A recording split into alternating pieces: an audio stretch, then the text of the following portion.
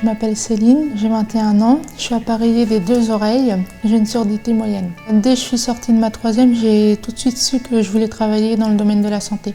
Connaissant mon handicap, je ne me suis pas dit que ça serait difficile pour moi parce que j'ai toujours su m'adapter dans le milieu scolaire. Donc je me suis dit dans le monde du travail, ce sera pareil.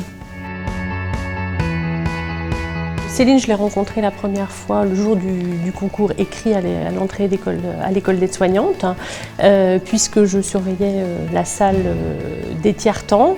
Et donc Céline avait déjà à l'époque sollicité la présence d'un codeur pour les consignes inhérentes au concours. À partir du moment où Céline a été reçue à son concours, nous avons eu un autre contact avec institutionnel, avec l'institution de la Persagotière, qui est un établissement qui est centré sur Nantes. Donc on a travaillé conjointement pour la mise en place d'abord d'un codeur en permanence pendant les cours théoriques, mais également pour qu'un intervenant de cet institut puisse venir au sein d'une réunion pédagogique faire le point avec qu'est-ce que la culture sourde, quelle modification de nos comportements en termes de pédagogie de cours il va falloir mettre en place.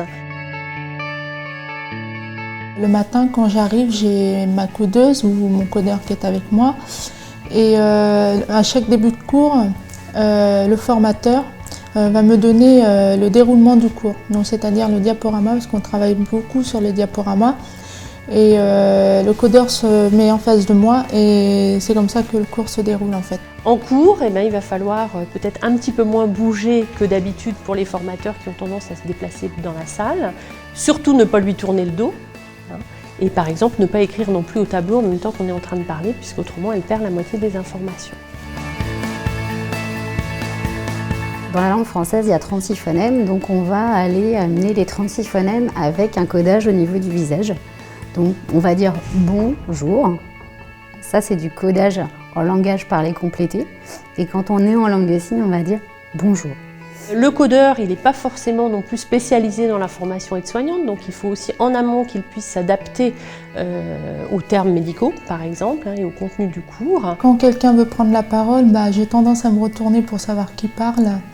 Donc je loupe peut-être le début de la phrase, mais après le codeur est là aussi pour me dire ce que l'élève a dit depuis le début en fait. Ce qui vient de l'enseignant, moi je le code à droite, et ce qui vient des élèves, je le code à gauche.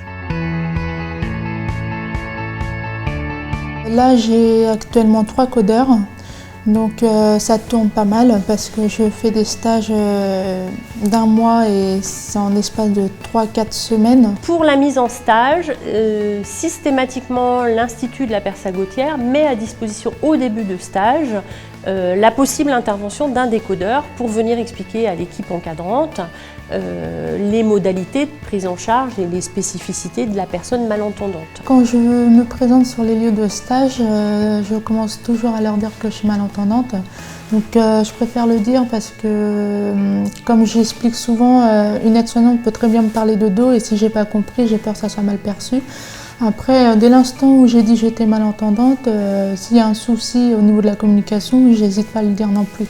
Mais jusqu'à présent, je n'ai jamais rencontré de difficultés parce qu'ils ont bien pris en compte mon handicap.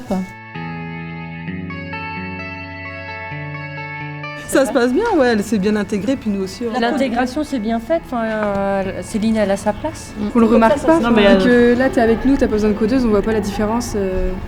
On voit pas que t'as un handicap justement, vu qu'elle est avec nous sans codeuse. Avec mes camarades, ça se passe bien. Après, encore une fois, c'est moi qui m'adapte à eux quand on a un échange. Elles ont eu également l'intervention des professionnels de la Persagotière en début d'année pour les sensibiliser à ce type de handicap. Et on voit en rendez-vous pédagogique, quand on les a les unes derrière les autres, qu'elles font très attention à leur niveau sonore, à chuchoter, à parler moins fort, à bouger moins leur chaise, etc.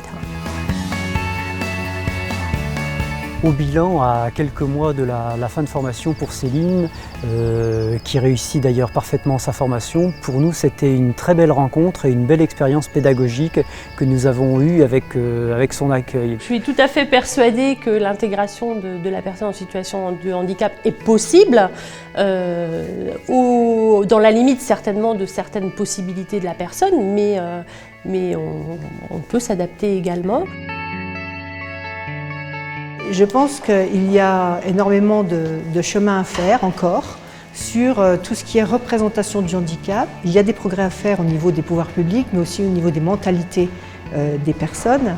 Et les personnes qui mettent en place les règles au niveau des pouvoirs publics, ce sont aussi des personnes, ce sont des humains. Et je pense qu'il y a énormément de travail à faire au niveau des représentations qu'on peut avoir du handicap.